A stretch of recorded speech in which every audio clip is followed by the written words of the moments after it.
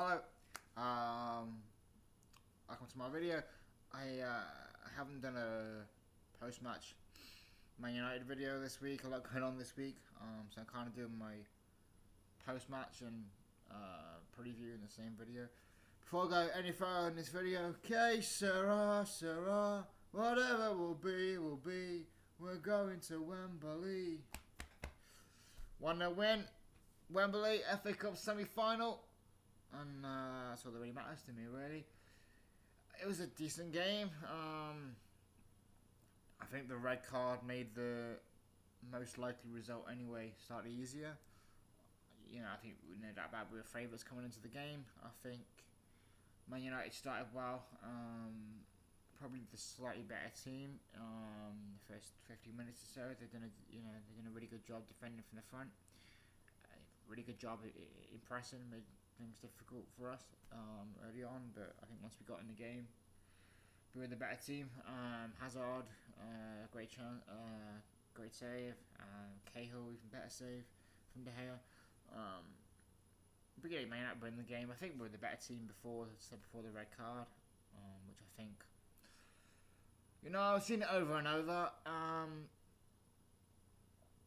The referee said to the captain, next one that brings him down, he's getting booked.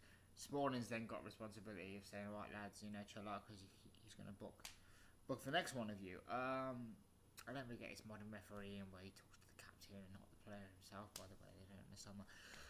Because if Phil Jones or, anybody else on the pitch does foul, speak to the player, not the I just don't understand that. But listen, that's that. I mean, yes, there was worse tackles in the game that didn't get yellow, but that's the referee's fault for not booking money. Not every foul was a yellow card, but there was some dodgy challenges in that game that were yellows and weren't. But when you don't get yellow cards, then when you're going to give bookings for fouls that are bookings, people are going to say, there's best fouls in the games that weren't given yellows. First one yellow card. The one that got him sent off is a foul. No doubt about that. He stuck his foot out, it's a foul. Was there a bit of a dive in the way he went down? Maybe, but but at the same time, Herrera, you've got to be smarter than that. You want a yellow card, why are you sticking your foot out and fouled him? You have to be smart. Was it a red? It was soft. It was soft, but I can see why the referee gave it at the same time. There was worse tackles in that weren't given as a yellow in the game, but it was soft, but I can see why the referee gave it, and Herrera's got to be smarter than that, plain and simple. After the red card, I thought, to be fair to United, they defended well. And we scored a good goal. Kante, great strike. Pogba should have, got out quicker to win, and maybe even Rojo. De Gea took a step in the opposite direction, and he couldn't quite get back quick enough. So, it starts in the bottom corner. And I think against United defended well. I thought we had chances in the game. Should have been more than one. They had that chance. They had a really big chance with Rashford 1-on-1. Courtois made a great save. I mean, maybe if he's gets he's a little older, more experienced. If that's in 2 years' time, he probably just slots it past the goalkeeper, slots it into the corner rather than goes to power. Obviously, we had quite a few chances crossed with a free header, and there was Willian a couple with a chance at by the post, but by the far post. While it was 1-0, you were never comfortable with United defended well, and I think Pogba had a moment at the end. We should not have been free outside the penalty area. Don't know what we were thinking, but he scuffed his shot and he had a poor game. I don't know what Mourinho was on about, where he said they had a good. He was the best player on the pitch, no idea. He's deluded there. Even though it was on his weaker side, Pogba, it was half a chance for a player of his quality, although he's not shown it this season. He dragged it wide, and then we got through. That's the main thing. That's United are out, we're through. I wanted to get through, won the game. Semi-final, we got a draw against the shit from Spurs to look forward to. So that'll be a good game when that comes through. So we won the game, and that's the main thing. I think so there you go. Can't say Mourinho got at it. Some of the fans told him Mourinho. My opinion on that is I'll always respect the guy that's when you flip Premier League titles, and D cups, etc. But it's all about Antonio now. life goes on, we move on, and something was always going. The way he was acting, the way he had to go at Antonio in the correspondent fixture, the way he was saying we're a defensive team, etc. The way they get the fans, they're not the best fans in the world. Got the support from the fans, etc. Something was kind of building there, and particularly I think the Chase fans didn't like it when they had to go at Antonio. So. You know what? I'll always respect the guy, but behave, Mourinho. Come on, you don't. It's more like I always respect the guy who won 3 Premier League titles, but at the same time, you've quite clearly moved on. So have we. So have I, and I think majority of the franchise owners either. You don't have a go at our manager now. We stick by our own. The same as you stick by your club. Plain and simple. That's my opinion on it. I always respect the guy, but even to some degree for winning those titles, but.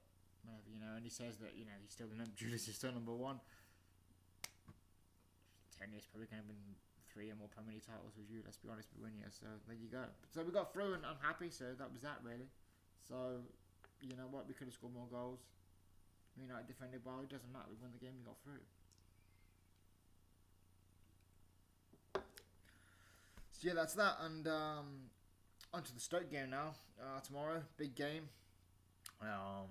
Stoke are a very, very good team at home. The last 3 home league games all season. I think the last time they lost at home was in November against Bournemouth.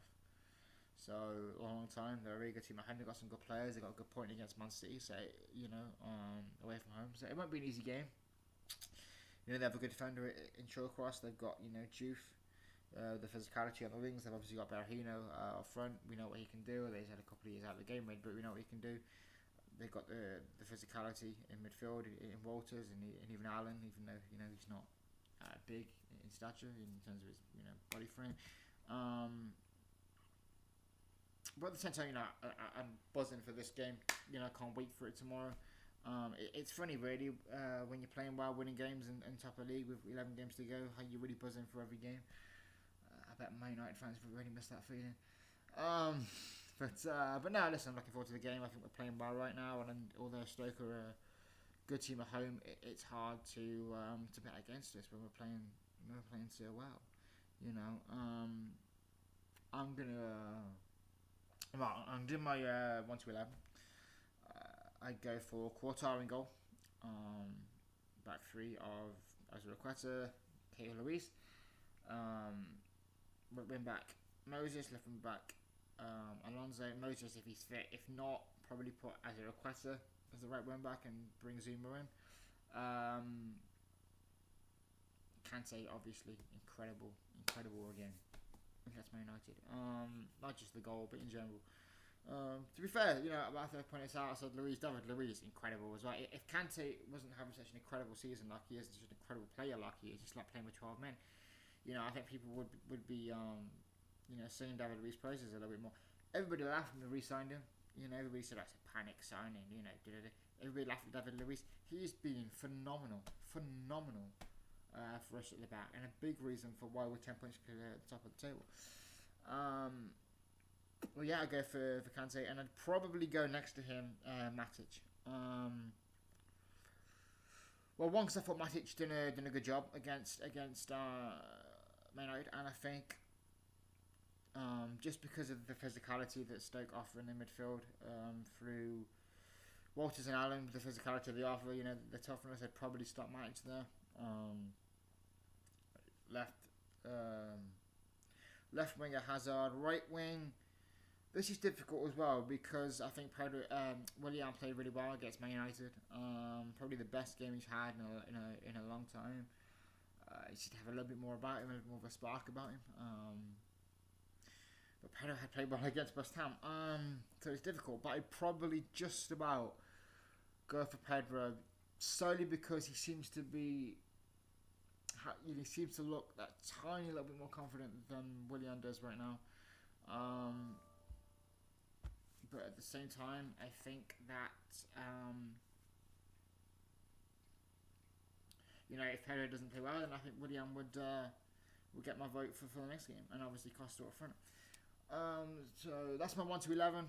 My bench are probably Begovic, Zuma, Terry, Loftus-Cheek, Willian, Kennedy and Batshuayi. Yeah, it'll be a big game. It's obviously a big game. I think, the people say 10 minutes because the league's done. The league's not done. Anything can happen in football. Plus, as well, there's still things to play for. It'd be nice to beat the previous record, Premier League points set by us at 95. It'd be nice to equal the most home wins of the Premier League season. Other little things. But the league's not done yet. 10 points, 11 games. It's not done. Stoke's not an easy place to go. So hopefully we can get it's hard to bet against us though. We're playing right now, and I think Stoke will give us a big game. They've got the physicality in Juve and Walters and even Allen there. They've got a very good central defender in Shawcross. They've got Berahino up front.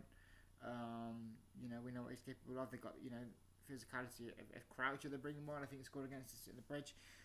But we're playing well, and I'm in a happy, confident mood, and I think it'll be a tough game. They haven't lost a home in the Premier League since November for a reason.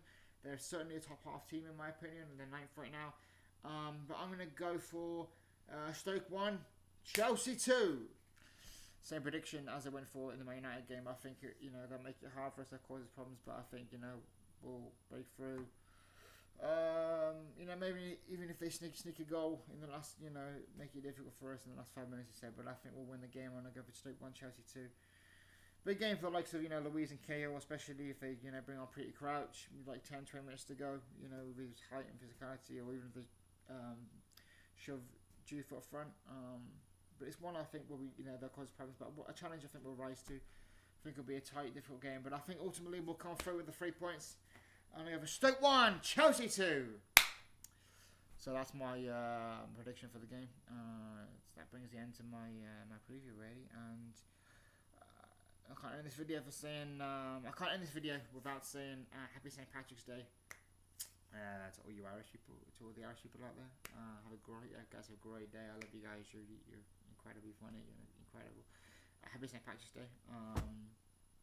Especially to any Irish Chelsea fans out there watching. Hi guys, have a great day. Enjoy your pint of Guinness or your pint of Magners or whatever you're drinking, and have a great day and a great weekend. So that brings the end to my video. Thank you for watching. Thank you for the views. As always, I don't know who people are, but thank you for the views and this is subscribes, etc. So you guys have a great weekend. Thanks for watching, and take it easy. Go on, Chelsea Blue Boys!